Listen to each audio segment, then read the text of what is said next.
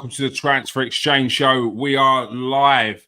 Chelsea made sure that life in the Premier League would continue after hitting the 40-point mark and all but guaranteeing Premier League survival this season.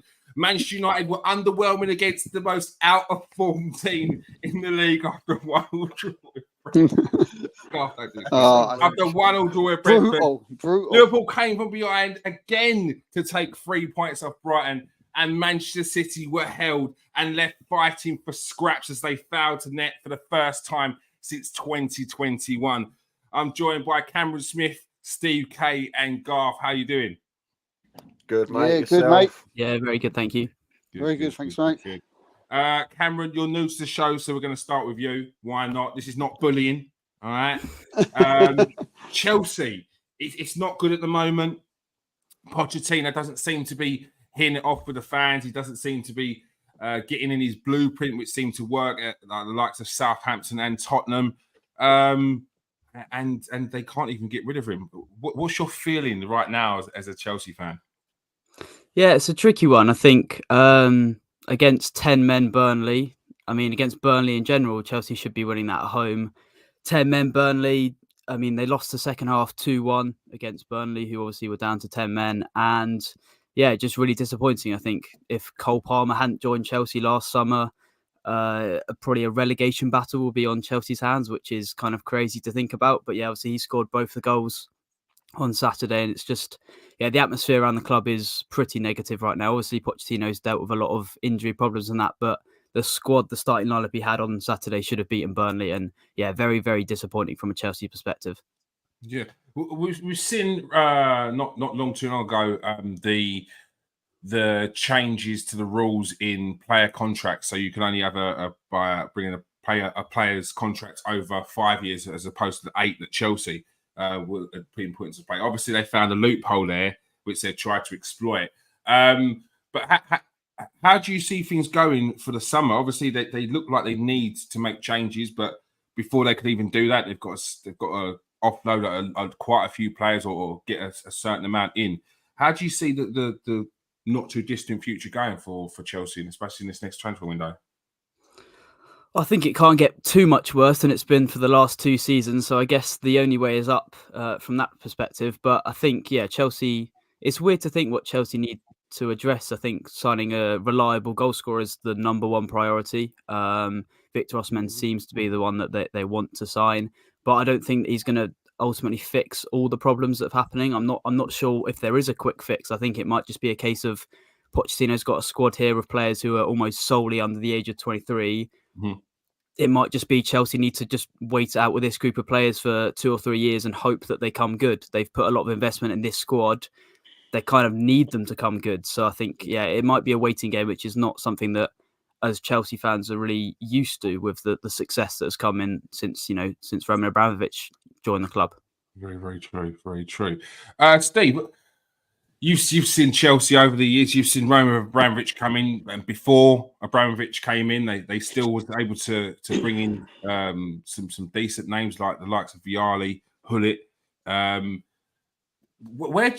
do you see Chelsea fix this issue? Obviously, they can't go out and do what they normally do, is just take the hit on the players and then bring in more. What do you feel like they need to do going forward? Firstly, I think they've got to make sure that whatever managers they're going to decide to take them forward, whether it's Pochettino or whether it's someone else. I'm pretty sure it will be Pochettino. If it was me, I'd stick with him. And look, they've made the decision of a way to go. They've gone and bought all these young players who it may look a wrong decision now, but in the long run, it could prove to be like a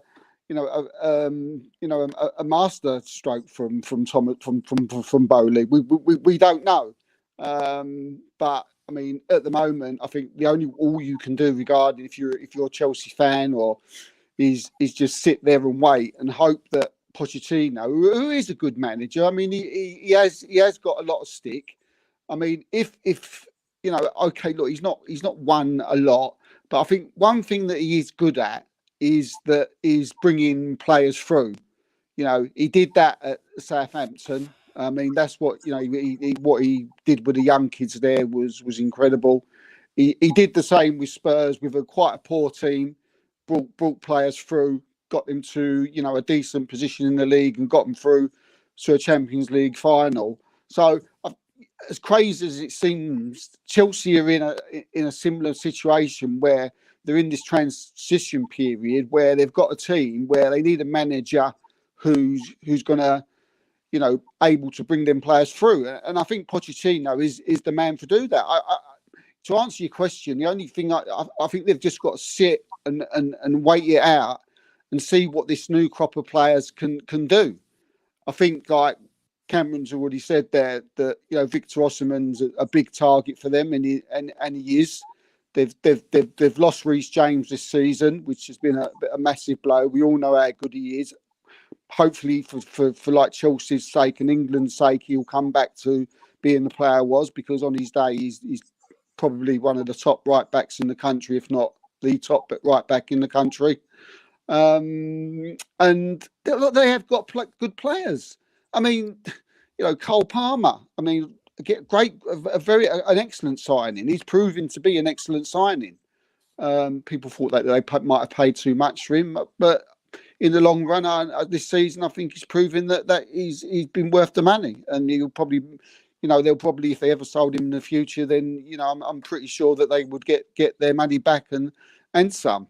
McCudrick, that's the Scottish one, isn't it? McCudrick, but no, Mikhailo Mudryk. I look, I might, I might come in this show and I might be made to look silly, but I like him.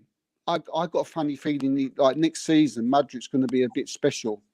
We'll see. We'll see what happens. I'm beginning to see in the last few games that again, it's just through highlights that he's starting to get a regular space in the team, and I've looked at his performances and he's starting to seem to get a little bit more confident. So yeah, sit and wait, and fingers crossed, and hopefully they can get themselves back up the table and back into Europe.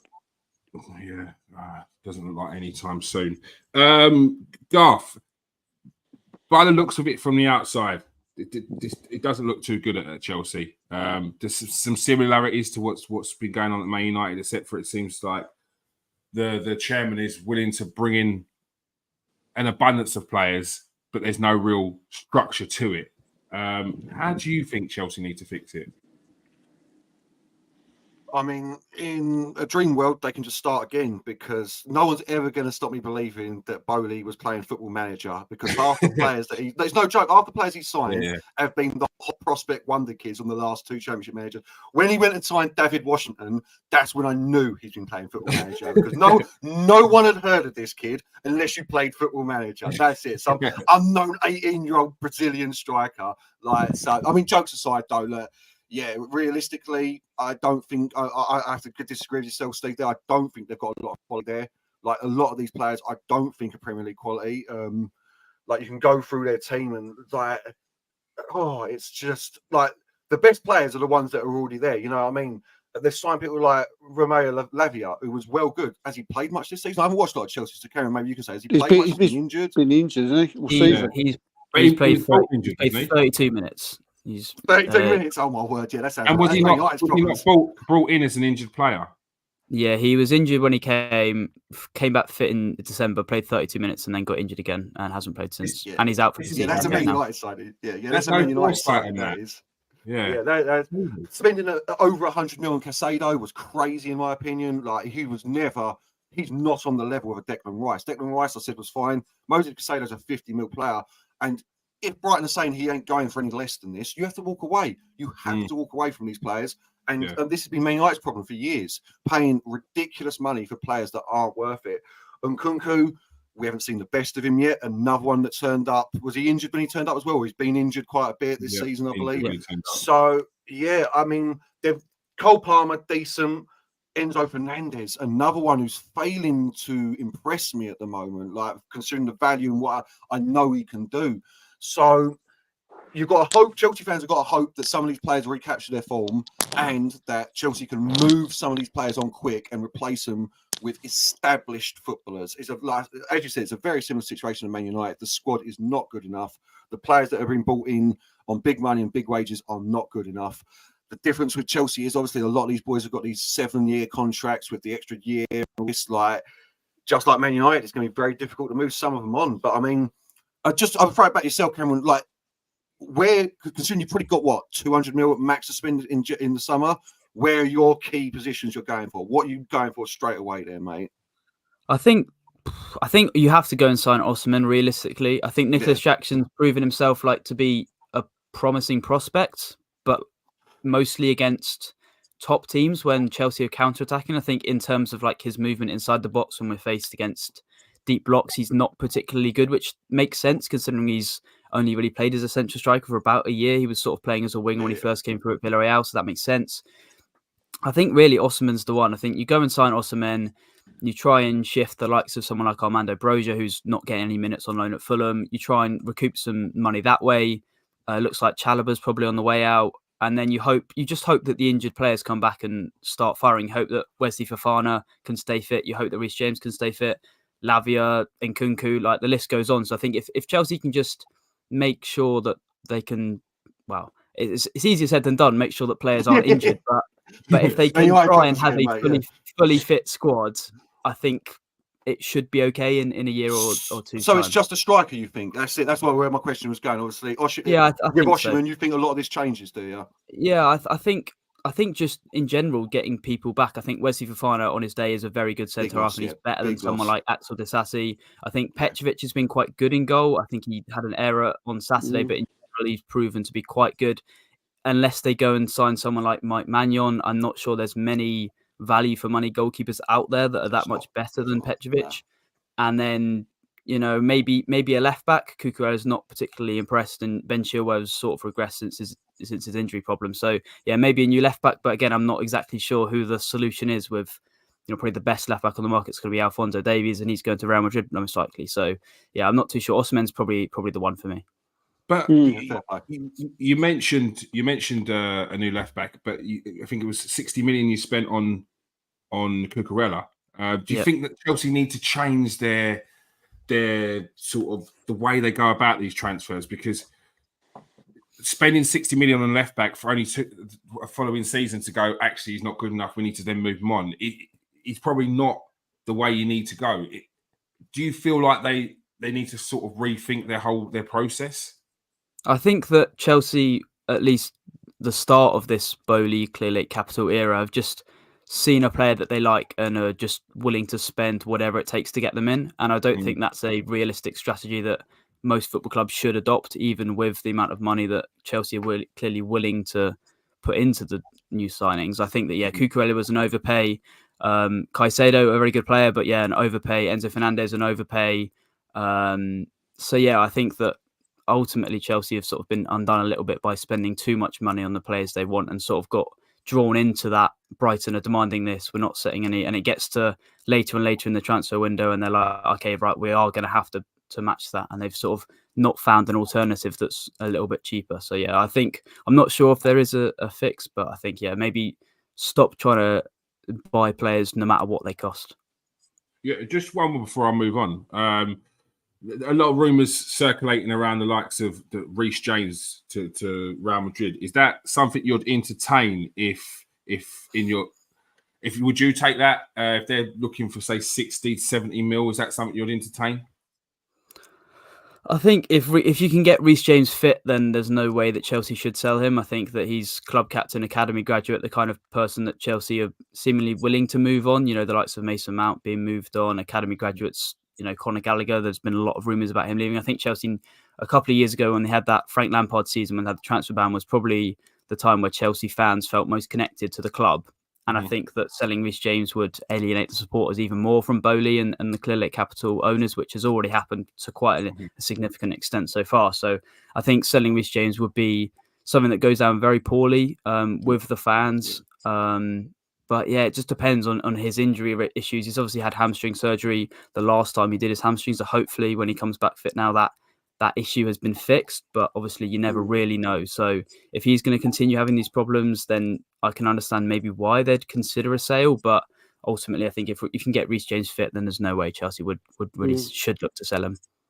I think they need just like a couple of 25-year-olds, 26-year-olds, Premier League proven to stick into that side. I think that would help them, around about 40, 50 million, because I do think they've got some, some talented footballers there. It just seems to be a mishmash of young players at the moment who are very, inexperienced. So, yeah, look, I just think they could do with some, older heads, experienced heads to mix in with that. I mean, a couple of players that ain't been good. So I think it's been really good this season. I don't know what you think, Cam. I think he's been fantastic as of right. I think he's been brilliant. Lewis Colwell's quality. We've already mentioned, Cole Palmer and Enzo Fernandez and Casado. Look, let's not get twisted. They paid a big price for them, but come on, they're good players. Yeah, they're not.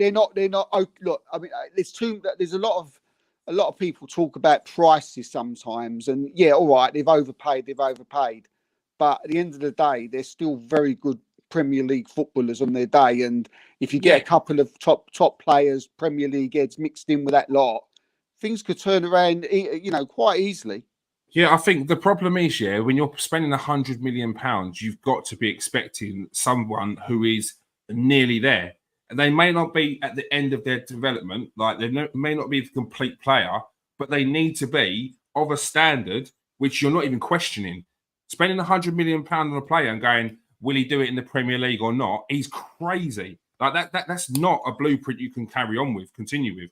We saw when COVID hit, a lot of agents came out and said they feel like the way the transfers are going to go is going to be different. We feel like clubs aren't going to spend ridiculous money on players that they can't guarantee are going to be players like the finished article or stars. And it didn't quite go that way in terms of people stopped spending big money on players. But if you look at it, the clubs that spent big money on players that weren't the guaranteed star already, they've not done well. Man United has spent big money on could be potential, not done well. Chelsea has spent money on could be potential, not done well. And it's showing that you've got to hold it out. You've either got to buy at one end, or you've got to buy the player that is going to be the star. And spending £100 million on Declan Rice is warranted because he's Premier League proven. He's been in the Premier League. That yes, there's going to be levels between how good he's going to be, but the fact that he's already been in the Premier League for a substantial amount of time and had done it consistently at a higher level shows that was the money that needed to be spent. Like this way of spending £100 million on a player that's not played in the Premier League or hasn't done it over. Enzo Fernandez was only at Benfica for like 6 months before Chelsea spent 115 million on him, and that's crazy. That's no way to be spending any sort of money, in my eyes. Yeah, the money side of it's ridiculous, isn't it?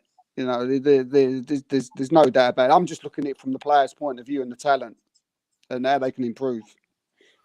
Yeah. Look, that Gusto's a good player. Again, a player that they didn't spend massive amounts on, and I think that's where a lot of these clubs need to start going. They need to go for the player that is going to cost them 15 to 20 million, and he's got a lot of potential. But losing 15 to 20 million is not losing 50 to 60 million. Like I feel like if Gusto was in the Premier League at a club like Brighton, you spend 60 million on him. You've seen him like spending that on a player, spending 15 million pounds on a player that is playing in France is fine.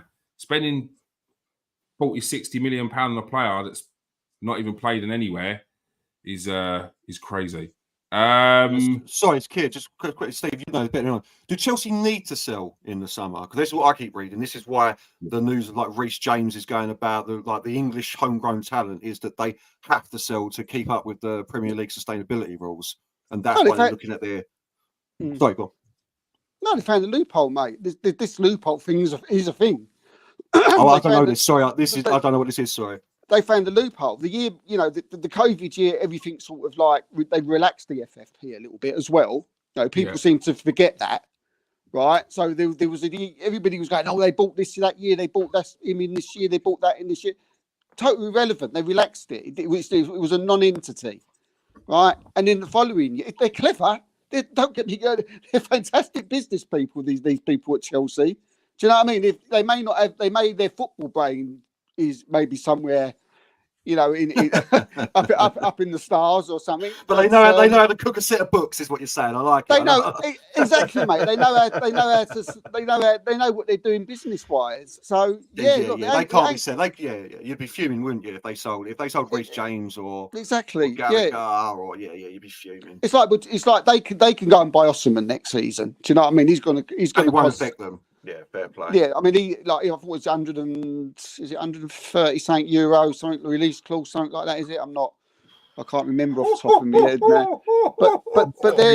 But he's their guy, and but I mean, from people I talk to, they're the most likely club to get him. That's crazy. That's crazy. That there's a loophole that could potentially allow Chelsea to still spend £120 million on a player and not have to get rid of anyone in the immediate future. Like that's crazy. Yeah, but I'm talking about, forget Chelsea being clever. What are the Premier League doing? What are the UEFA doing? Like that, they should have people in place to stop these loopholes. It shouldn't be a case of you can do a loophole and then you've got out of it. Like, what's that? That's mental. Russ says Mudryk, Casado, Lavia, that's 200 million right there. Obviously, the value is offset by questionable contract lengths and stuff. Those contract lengths, new rules have changed now, so you can only pay off. They could do 8-year contracts, but it doesn't benefit the club or the player. Benefits the player, but it don't benefit the club to do an 8-year contract when they have to pay it off within 5 years now. So rules have changed. Cole Palmer was an absolute bargain. He's carrying Chelsea on his back. If there was a Chelsea fire sale, would there be any Chelsea players that the panel would sign for their club? Steve, we'll start with you. Any players you'd take off Chelsea? I mean, you're asking an Arsenal where we are in a minute. I probably wouldn't take many players off any club at the moment. So,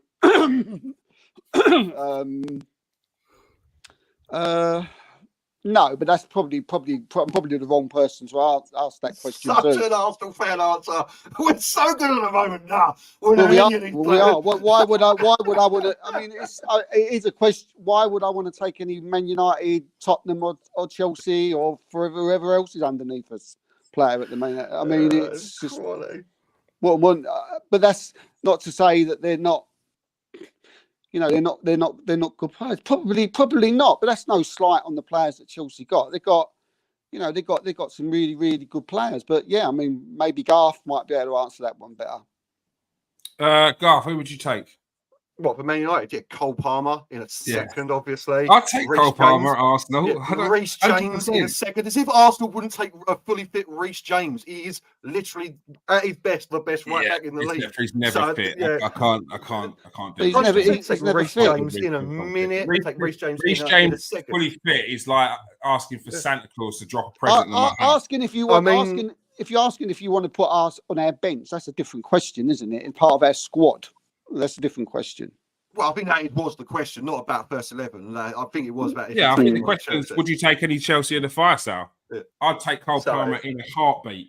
In a heartbeat, I'd take Raheem Sterling as well. No, he's not been up to form, but I think there's a player there always that you can like. He feels to me like a player like a lot of Man United players could do with a fresh start and maybe rejuvenate his career. Because I think he's a decent player. I really do. For Farner, definitely take Chelsea fans.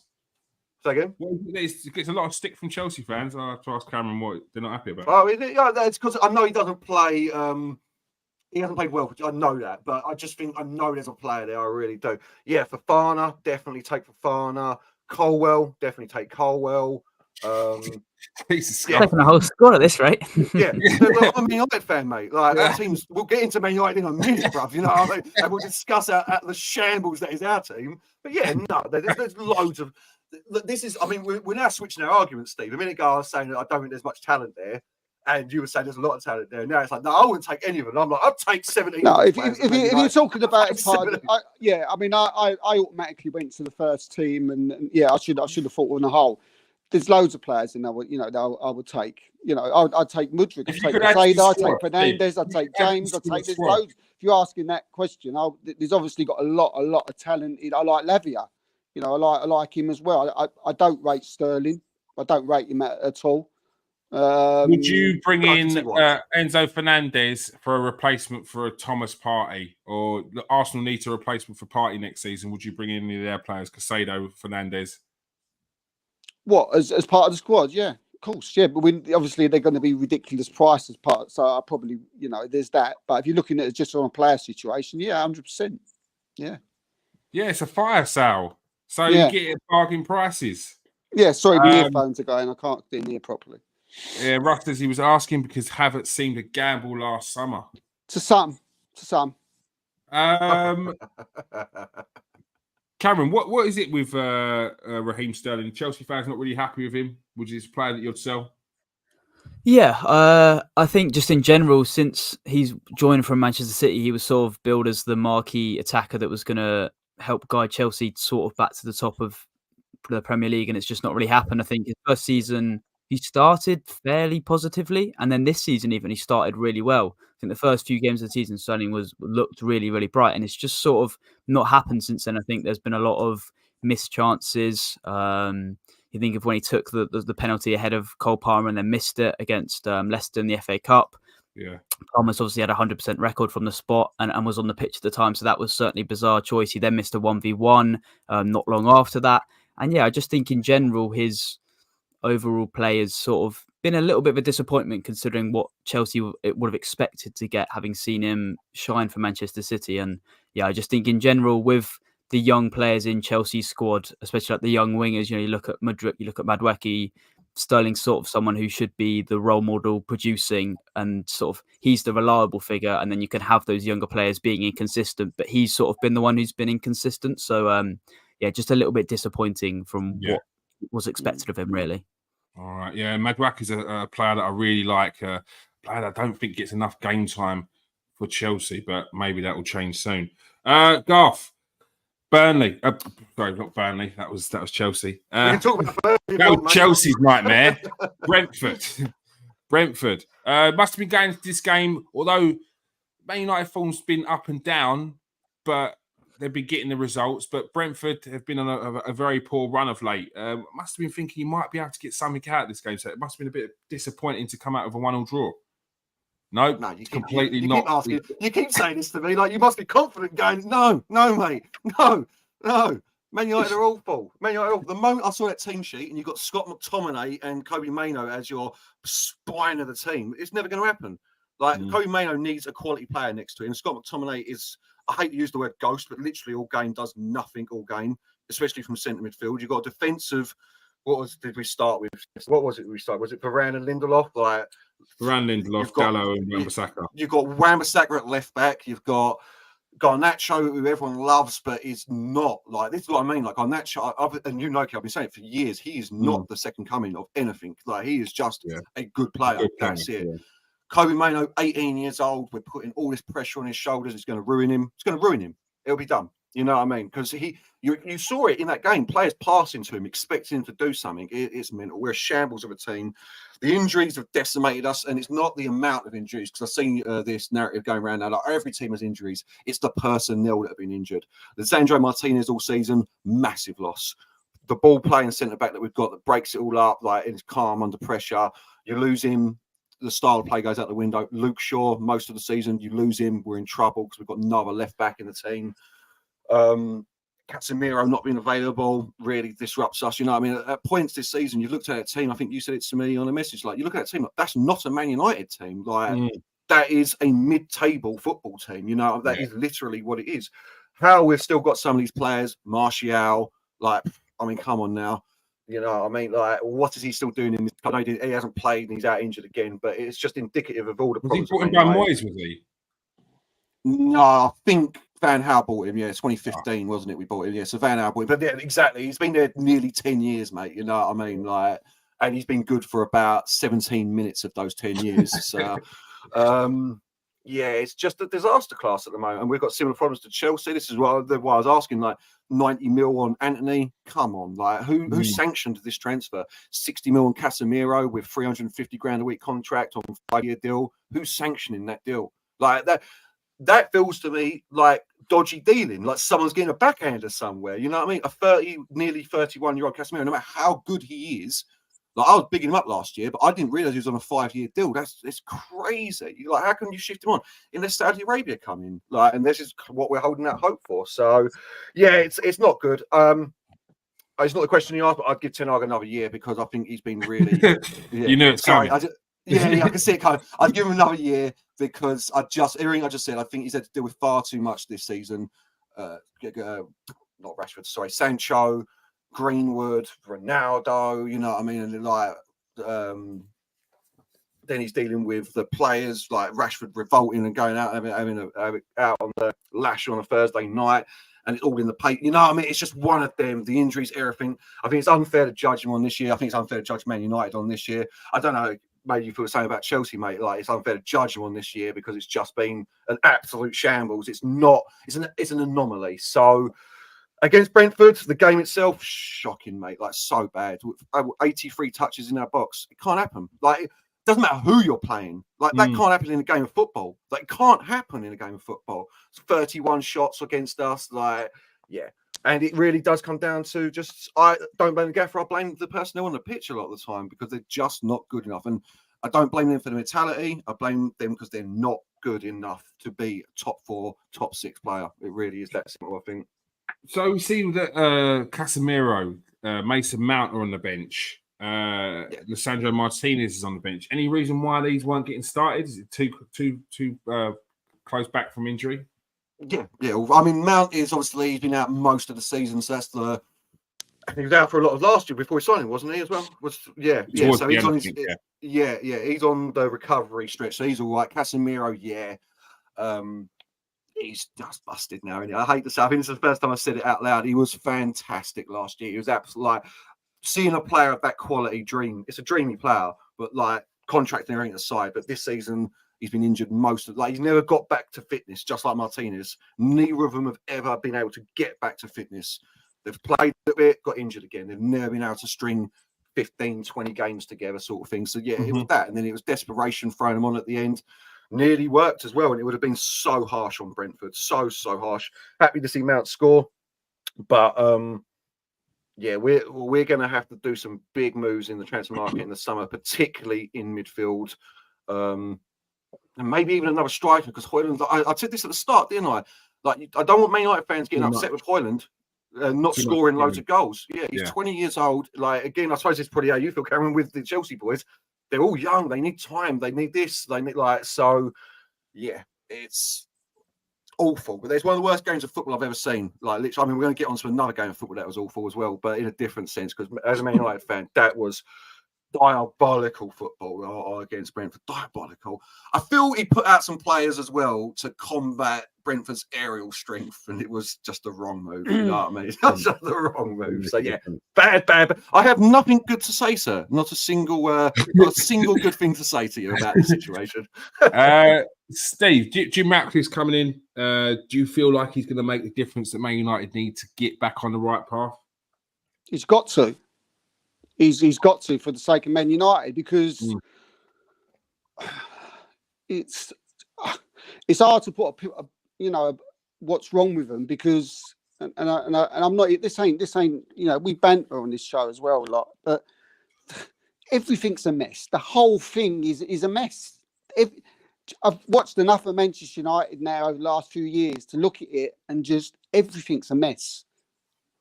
So it's very hard when you'll get asked a question, who's the main problem? What's the main problem? Because everything's the problem. From a neutral looking in, you watch them play. It's got no identity whatsoever. You look at the players on the pitch, and it doesn't look like they're bothered at times. And then one other week they'll be playing in the FA Cup against Liverpool, and they'll decide to turn it on for a little while. And then the next week, you just know what's coming. They'll just give up again. So I totally disagree with the mentality bit. That stinks of bad mentality. And Manchester United players their mentality's stunk for years. So because of this up and down thing, that's mentality. That's nothing else. You don't go from having this fantastic ability, which a lot of them have got, to being absolute trash the following week. Do you know what I mean? That, we were seeing Manchester United being, not just their fans, but neutrals and pundits alike saying, swooning over some of their players last season.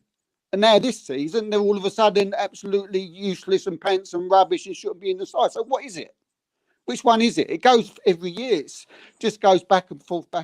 And Ten Hag, I go back and forth. One where I look at them and I'm watching Man United play and I think, where's the identity? There isn't. I don't know what you're doing. And sometimes he just looks lost. That's in these press conferences. I think, what are you talking about? So, but then the other end, I'm with Garth, and I think, because I quite like the guy, I think I want to give him another year. But I think, do you really want this bloke who's done these terrible signings and looks like he's got no identity? And when you're playing against teams that are like Brentford and Bournemouth and Wolves, and then you look inferior. I mean, it doesn't matter. I don't care how many injuries you got. I've seen in Manchester United sides that have gone up against them teams, and they should be doing better than that. They should be beating these sides, and they can't, and they look worse against them. So, back to your original question, they've got to sort it out. I mean, and they are. Garth wasn't too sure about whether they was going to take over the football side of it completely. Well, they are. I think that's obviously proven now that they're going to, because they've come out with a lot of statements saying, this is what we're doing, this is the football we want to play, this is we're bringing in to do that job. It's not the Glaziers coming out and saying he's doing it. It's Jim Ratcliffe saying, I want him, I'm going to get him. So what I said all along, they was coming in to do football. I was told by a very good and it's obviously come to the path that he is that. I know you got your. I still won't believe it until I see it, Steve. Well, the Glazers, and they don't relinquish control of nothing, mate. The moment it starts affecting their pocket, we'll see them. We'll see if they're relinquishing control to these boys. All these people are lying to you. Then they're lying to you. They're lying to you. You're saying what statements? No one's saying anything to me, mate. You've got your one source, and I'm saying I'm not disrespecting that. It's not one source. Until I see it, Oh, it's not one source, Garth. It's not one source. The moment, because you never answer. This is the thing. You keep saying, people are lying to you. The moment it hurts the Glazers' pocket, then we'll see the true test of that statement. And that's all I'm saying, because they've never, ever allowed anything to hurt their bottom line. And that includes the stadium, the training, the this, the that, the everything. The moment it hurts their bottom line, they're involved. And so I do not believe that they're going to keep their noses out if it starts costing. If Ratcliffe comes in and all these boys come in and the job is done superbly, and fair enough, then yeah. The moment it isn't, and the moment it starts costing money. Have you not seen the interviews on Sky that he's had with all these people sitting there and talking? Have you not read the Athletic? Have you not heard what he said when he's talking about what he wants and who he's bringing in to do this job? So if you're right, Garth, then he's lying. I'm saying. Then he's lying. Fine. He can't talk for the Glazers, Steve, and stop being like, he's lying. He's lying. But so Steve, he might be misinformed, Steve. He might be misinformed, mate. Because the Glazers might have given him a load of shovel of shit. You are in trouble then, because Steve, when Josh Kroenke came in and done that interview with Arsenal after 15 years of not spending any money because of the Usmanov partnership that they had, when he turned around and said, "I'm going to be spending Arsenal, we're going to change," did you believe him off the bat then? Not really, but it's not Arsenal, was it? This is Manchester United. But I'm not interested in that. You're asking me a question about Man United, and I'm just, from I'm watching the guy on the TV with my own eyes and reading he's talking to top people in the game in the Athletic, and he's. You keep talking about Ratcliffe. Have you heard the Glazers say this? Have you seen one of the Glazers come out and say we're relinquishing all control to Ineos? Have you seen that? No, all I've seen. So that's my point. That's my point. Not that Sir Jim Ratcliffe's lying, that he can say what he wants. So is it not true then? But when he said, it might not be true. Yeah, it might not be because it's Okay. not that he's No. lying or that anyone's lying to you. Until I hear it from the Glazers, until I see it in practice, They're not I going to am come not out. believing it. They're not. Well, it's a question. It's a relevant question to ask me, then, isn't it? Because I'm only telling you what I've read and what I've seen and what your new guy has said. So I'm just repeating on what you said. So if you want to believe me, if you don't want to believe what's been written, if you don't want to believe what he said in the interview, then fine. It's not about. It's fine. It's not about believing you or believing them. It's about living under Glazer ownership for the last nearly 2 Well, decades. I haven't got a crystal ball. I haven't got a crystal ball, about. Garth. I haven't got a crystal ball. I don't live in the Glazers' ass, so I can't answer the question then. Unbelievable. Until I hear it from the Glazers or see it in practice, well, you're not going to believe that the Glazers.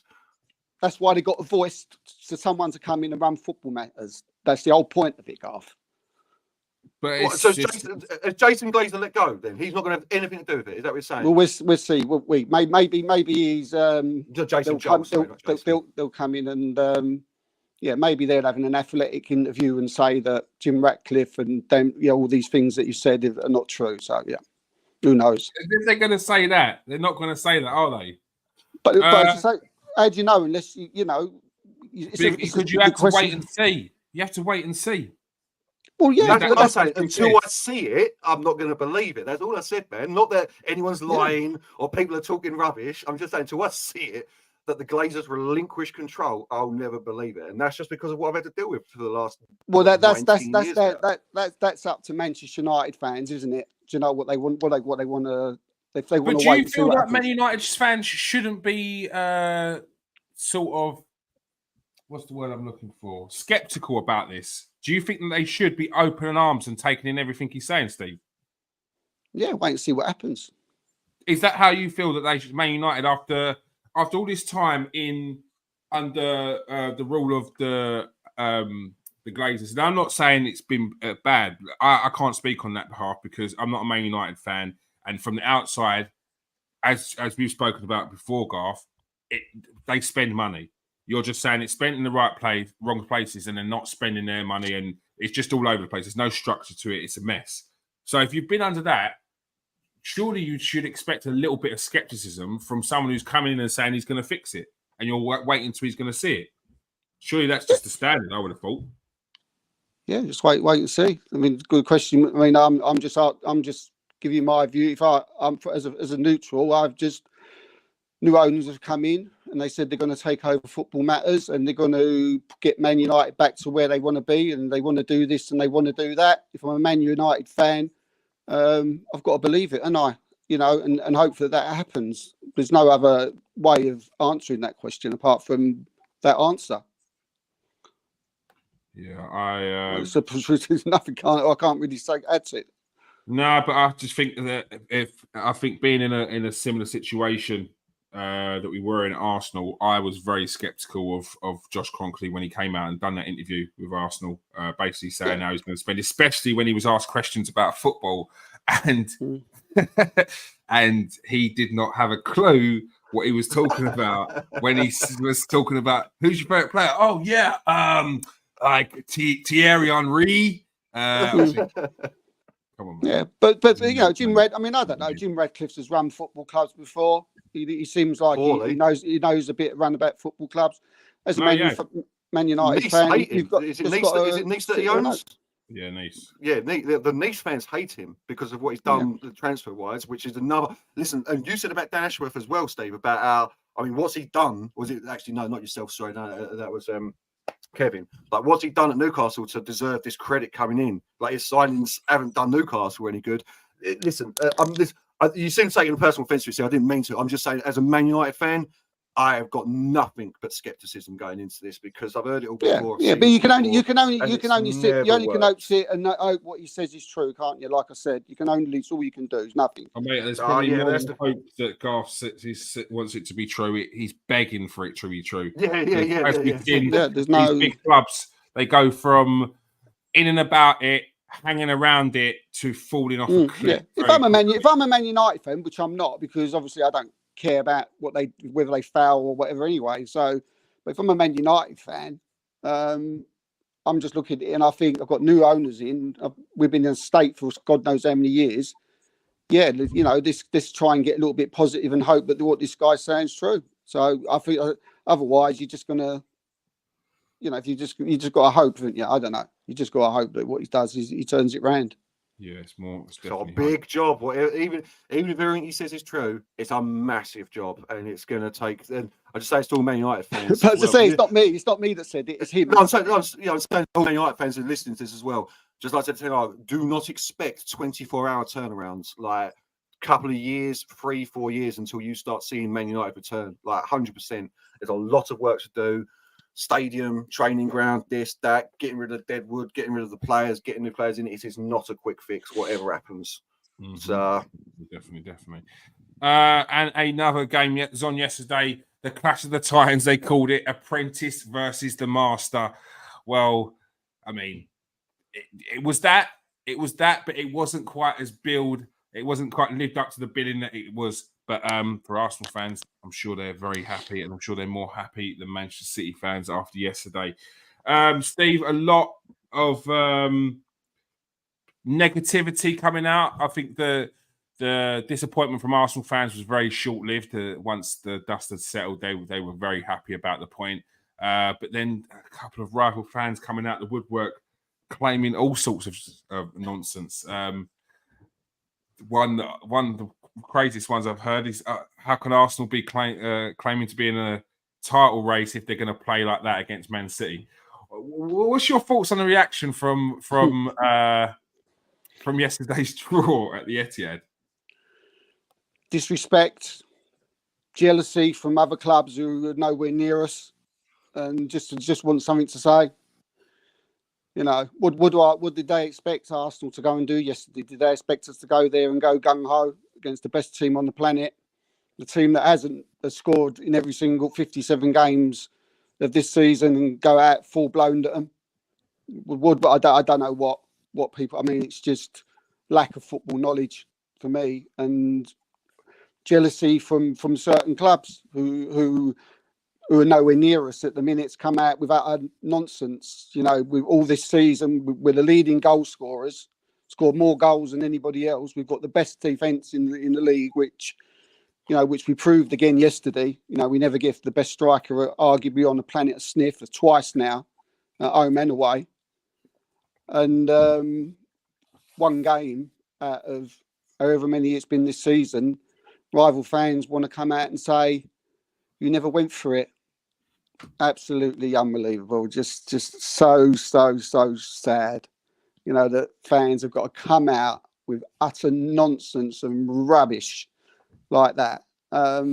It's just jealous. I don't know what it is, mate. It's disrespect. I think it's disrespect. I think it was disrespect shown towards Man City, because it was like, "I'll go out to Man City, go rip them apart. What's the matter with you at the Etihad?"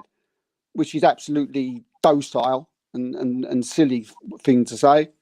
I think you brought that up on Saturday with even the Arsenal fans that were trying to claim the Arsenal fans are just as bad. 3-4-1 victory. Yeah, Arsenal fans are just as bad. You know, they were coming out with some ridiculous things as well. But you know what the Arsenal fans fan base is like. They talk just as much nonsense sometimes as everybody else, the others do. But you know, they went there and they did the job. Man City never got a sniff. Yeah. Never give a sniff. And you know, I come away from that game, and that's probably the first time I've sort of come away, and I'm like, because I was scared about playing, not scared, but you were a bit wary about playing teams like Man United and Tottenham away. I ain't scared of them anymore. This team's different gravy. This team's different quality. You know, they want to fight. They want to do things that we'll fight them. And Arsenal, you know, haven't been able to do that in the past with their teams, but this is a different team. But yeah, it was a great point. You know, we got the point. We walked off the pitch, and now we move on. And just jealousy, mate, because they can't touch us and they're nowhere near us, other fans. So yeah, let them talk. Cameron, were you surprised that Manchester City got so little out of Arsenal at the Etihad yesterday? A little. I think that Arsenal's I mean, Arteta's recently started playing, obviously, Kivior at left back. He's put Jorginho and Rice in midfield, which wasn't happening at the start of the season. So I think he's definitely prioritised that sort of out of possession solidity, but it's not really sacrificed their attacking output as well. In recent weeks, obviously, saw that 6-0 win over West Ham and results like that. So I think Arsenal have proven themselves to probably be the best defensive team in the league. Not saying they're defensive, but in terms of their actual application when they are defending, they're probably the most well-drilled and best in the league now. And I think, City were a little bit disappointing. I think they just moved the ball a little bit too slow. I don't think that any of their... Haaland obviously didn't get a sniff. I think City had one shot on target, which was the Ake header, which hit his shoulder, and he probably should have scored that, to be honest. But that was obviously from a set piece. So, City didn't create a shot on target from open play, which is unlike them and disappointing. I mean, we didn't see the best game from De Bruyne, for example. You expect in a big game like that, he normally does turn up. He's normally the difference maker, and he didn't really get the chance to create anything. So I think, Arsenal deserve credit for that. City, it wasn't particularly the most enjoyable game to watch from a neutral perspective. Obviously, Arteta knows Guardiola's style very well. Pep's going to know what Arteta likes to do, and they sort of just cancelled each other out, really. Sort of similar to the first game. Obviously, Arsenal won that 1-0, Martinelli late on, but it was sort of a similar pattern in terms of both teams sort of cancelling each other out. So, I think Arsenal deserve credit for their defensive structure, but City will be a little bit disappointing because I think City maybe needed to win that game. They're obviously a little bit behind now in the title race, 3 points, I think it is, to Liverpool. So, I think that was the last game between the top three this season. So I think City will be, especially at home, you do expect City to win that. But Arsenal deserve credit for how they played. But going forward with City, do you think that they will just click into gear as they normally do it and finish the season on a high and just obliterate every team in their path? I don't know. It's interesting because they've also got Villa in midweek, and Villa beat them early on in the season. I don't think City had a shot on target at Villa Park. I think that was another one of those games where City were quite disappointing. So it'll be interesting. I think they have to win that. I think they can't drop points against Villa. It's at home again. City have to win that. If they drop points there, I think they're at danger of sort of dropping out of the title race. I think, that's a massive game. But I think, City should bounce back. You'd like to think they have the quality to bounce back, and Guardiola knows, obviously, what they've won so many Premier League titles that they know how to do it, and they always do normally turn up strong at the end of the season. The crucial difference, maybe, I think, of this year is they don't have Gundogan, and those late runs from midfield, which he became sort of known for over the last few seasons. They don't really have that. And I think they did lack a little bit of movement from their attacking players against Arsenal. So that would be a concern. Obviously, they're going to have to break down some deep blocks for the rest of the season. So it'll be interesting to see how they do that. But you can't really doubt City. They've proven people wrong time and time again. So I imagine they will bounce back, but I'm not sure whether it'll be enough to win the title or not. Yeah. Garth, Man United, when they used to come up against Arsenal, they used to put out the likes of Park. Gary Neville used to be pushed into midfield. Darren Fletcher was like, I think he's made his name from that Arsenal game where he absolutely bossed everyone about. And putting in strong, robust challenges was the name of the game when it came to Man United versus Arsenal, because they saw a fragility within our team. When those games sort of happened, it wasn't sort of earmarked as anything negative. It was a masterclass then. So do you see why it's any different now? No, it's crazy. I couldn't agree more with what Steve said. You've been reading off my cheat sheet, mate, because that's basically word for word what I said to Keir earlier on, fella, honestly. Basically word for word. It's ridiculous. If there's fans out there that are saying that Arsenal have done something like to disgrace football and it's anti-football or this or that, you don't understand football. You don't understand it. Yes, it was a very poor game for the neutral to watch. There's no question in that. Like, it was a poor game for the neutral to watch. But we're neutrals.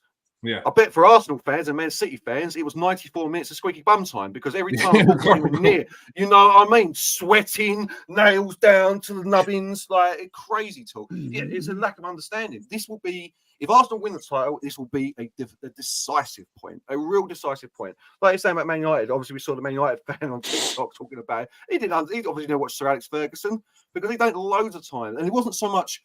It was a fragility in Arsenal as well, but we couldn't compete with you on the skill and the silkiness. So we went out and bossed you about instead, which is basically what we did against Man City. You couldn't compete with Man City in the the technical skill. You're not far off them before, I'm not trying to dig out Arsenal, but obviously they're the best in the world. So you went out, set up a formation to get a point and maybe nick a goal if that opportunity arose. It didn't. And that's all it was. So, absolutely crazy. As Steve said, it's jealousy. It's a lack of understanding of the game. It's a lack of understanding of what's on the line. You know what I mean? It's so much everything. It is absolutely ludicrous. I've seen that one that really annoyed me, though. Do Arsenal think they're in a relegation title race? They're more in a relegation race. Yeah, that one flipped me, mate. Honestly, when you said me that, my head was spinning. Spinning, and I'm not, you know what I mean? I don't want any of you three teams to win the league, but my head's spinning as a United fan. It's just shocking. It's rage bait. It's clickbait. It's crazy. I didn't watch the punditry at the end of the game. I don't know if you boys did. What were the pundits saying at the end of the game? I don't know.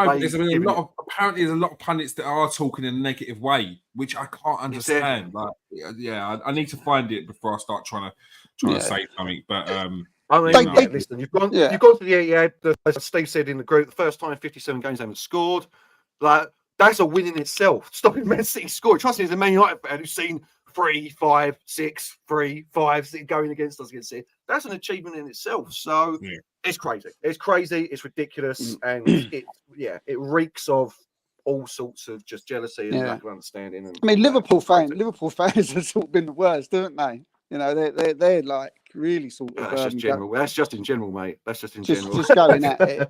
But Mikel Arteta had a plan, and the players went out and you know they implemented it to the best of their abilities, and they come out with a point from it. And if Mikel Arteta could have easily said, you know, let's go out there and go at them, and they probably could have still maybe won the game or had a chance, but. You've got to show Man City respect at the Etihad. Do you know what I mean? Yeah, but Steve, like I said to Keir, if you went out on the attack and you get pumped 4-0, you're now bottle jobs. It's you can't. I hate to give Arsenal fans credit, but you can't win. You go and do this, and you have a great point, and now all of a sudden you're anti-football, you're boring, you're this. You go out and try and win it, you get pumped 4-0. You're going to be the typical Easter crumble for art. Like it's silly, man. There is no way. I'm sorry. There is no way that anyone would have given us respect if we would have gone out at Man City and got pumped 3-0 and gone toe-to-toe with them. No way. But Liverpool did, didn't they, Kings? Liverpool did.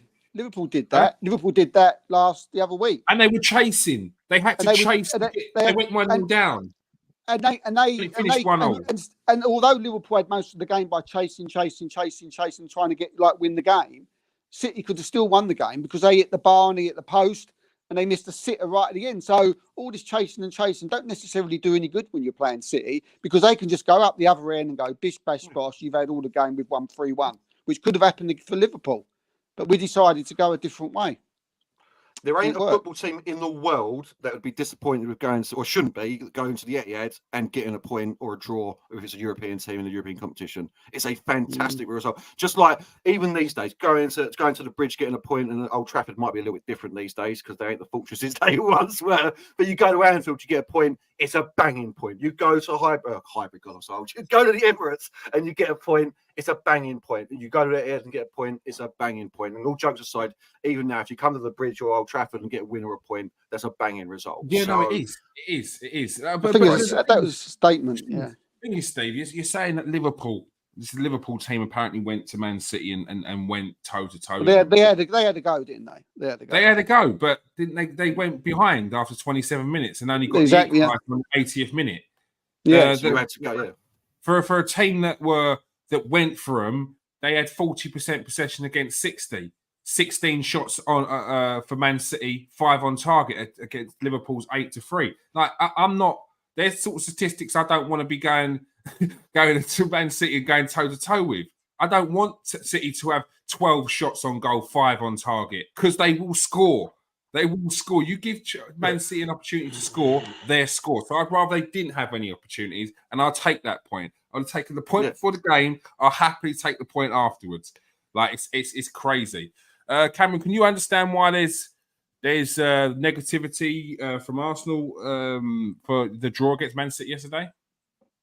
Not at all. No, I think it's a great point for Arsenal. All they needed to do, really. I think that Arsenal will now be fairly confident of winning the title, getting a point at the Etihad. I was very happy as a Chelsea fan. We've got a point at the Etihad, and although Arsenal are far higher in the table than we are, I think Arsenal fans should be happy with a point at the Etihad for sure. Yeah, I think I said yesterday. I think again, I'm not obviously a neutral, but I would have thought neutrals who watched that game, the knowledgeable ones, that is, people like us, would have watched that and would have come away from it thinking like, this team's a tough team, because they went toe to toe with Man City as well, which pleased me. Declan Rice, up against Kevin De Bruyne, and never give him a kick. Foden wasn't even in the game. And then you look at the way Gabriel and Saliba dealt with Ireland, the way they was, it's all part of the game, but the way they were standing up to him, snarling at him, and all this, and there's no fear in this team, and that really pleased me, because they'll go into the Bayern games, it will go into the Man United games and the Tottenham games and the games that are coming up, and it might put a little bit of, these centre backs and the midfields ain't to be messed with. And when you're a team that's going for the title, you have to have that. You have to have that fear factor. There'll be people coming up against Gabriel who will be like, "Whoa, did you see when he was, ways, squared up to Ireland and all that? Did you see the way Declan Rice was just, pushing De Bruyne off the ball, not giving him a kick? See the way Foden was dealt with." Do you know what I mean? People, managers of these top teams will be thinking that and thinking, it's Arsenal team. And again, it's not because I'm a fan. This is just looking at it from other fans and teams' points of view. They'll be thinking, this team's tough. This team's a real deal. We got better watch these. We better not go at them. We better not think we can go right. Because there was teams in the past where Arsenal, we used to get the smaller side, think, oh, we're at home. We'll go and we'll go at these. We'll take these. I don't think teams are going to do that now. I think they're going to be a little bit I think they're going to be a little bit that little fear factor about them, where they're going to go, if we go up these teams, they're going to match us. Steve, do you think that's where maybe these fans on the internet and everything? Do you think it's more that than not jealousy? I've just realised you're saying that. Then that these fans are now afraid of Arsenal. Yeah, and so they're trying to give you no credit whatsoever, so that they don't have to even contemplate how good Arsenal are now. Is that a factor? I think so. I mean, I don't know, but I'm trying to put myself in other fans' point of view. Yeah. I remember when I was like, when Man United were at their pomp, when Man City were at pomp, and Arsenal used to go and Chelsea.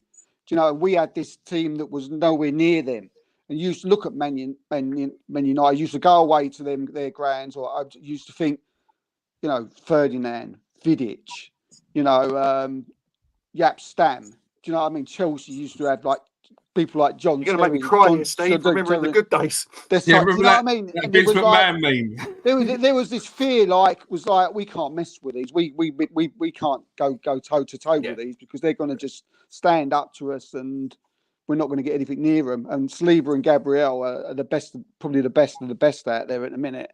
So I just made me think.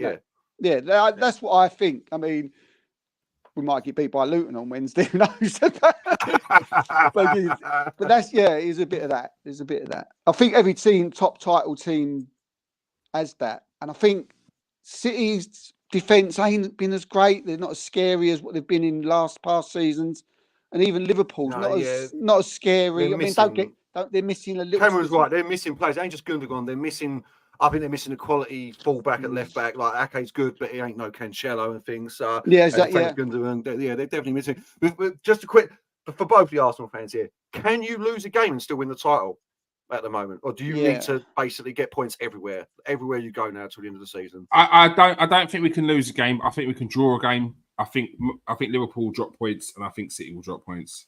I don't think it's as cut and dry as what people are thinking now. Everyone's going to go on a steamroll everyone. Yeah, I think it's like, again, another thing that's I can't work out over the last few days is like, it's Liverpool's title. They're the favourites. It's all Liverpool's to lose now. When same Liverpool that went behind Liverpool have only got a draw or lose a game, and Arsenal will go above them again. So they're very open. So how can that, and it's not like, the way people should be sort of talking about it is this is anybody's. simple as it could be anybody's. Anybody could lose points. And, to say Liverpool are 2 points in front and it's all in their hands, it's ridiculous. They could get a point against Manchester United and Arsenal above them next week. So it's I don't know how that. I don't want to think about it, Steve. I don't want to think about that, mate. Man United, Liverpool right now. I don't want to think about that, mate. There's going to be I think there's going to be a lot of twists and turns through the season. Points drops, and there's going to be it's exciting. I don't want any one of you boys to win it. Come on, Villa. Nothing but Villa to the end of the season. I need you boys to drop points, and then Villa can nick it final day. Villa. Look, it's my only hope, all right, mate. It's all I've got. Fantasy land. All right. Otherwise, it's Man City, Arsenal, and Liverpool winning the title. But just before we end, I have to ask you: big games coming up in the FA Cup. Garth, second final in 2 years. Although it's not going great. Oh, second FA Cup final. Sorry, Still getting in these cup finals give the fans something to the end of the season. Still very important. Yeah, I love the fact that you've just put us through Coventry already, mate. Because I ain't willing to root today. So I ain't willing to be like, we're beating Coventry. All right, I'm not there. I haven't got that confidence in this team. Yeah, listen. Well, at least you're up against Man City like Cameron. I mean, we will be if we get to the day win and then we get to the final, innit? So it doesn't really matter. This is the thing. It doesn't really. I don't think we've got the squad. I think if Chelsea or Man City, if we come up against Chelsea or Man City, we lose to them. I really do. I think Chelsea beat us in the final. I think Man City beat us in the final. And to be quite honest with you, I don't have the confidence that we can bowl through Coventry City either. So, mate, you go. I'll tell you what. Just quick. Is that his job if you lose against Coventry, Garth? Or is it? It has to be. Yeah. I'm not saying I'll go out. I'm not saying I'll go out. But yeah, of course, if he loses against Coventry, then and how funny would that be? That it'd be against the Mark Robins team as well. Cool, is he the gaffer? Is he a coach? Oh no, that's even worse, isn't it? That'd be mad. That'd be mad. Circular, mate. Yeah, for all you youngsters out there that don't know about Mark Robbins, he essentially saved Sir Alex Ferguson's job by scoring against Norwich. Was it in the FA Cup? Yeah, Norwich. Yeah, one. Forest? No, I think it's Forest, wasn't it? Forest scored. I can't remember. I wasn't there. There's a lot. This is like 1990, lads. So you know what I mean. But yeah, listen, give me even less confidence that we're going to beat them now because that's one of them football like untangible things. That it's like, well, I don't know why, but it's just they've won 1-0. He'll probably come off the bench in himself, won't he? Player manager for the day. 52 if he starts years stretching and whacking on the shin pads, mate, you're banging trouble. Cameron, how are you feeling against the semi-final against Manchester City? Not particularly confident. I think Chelsea drew both of the games against City in the league. Actually competed quite well in both of them. The home game probably should have won. The away game went 1-0 up, defended pretty well. I think Levi Colwell and Axel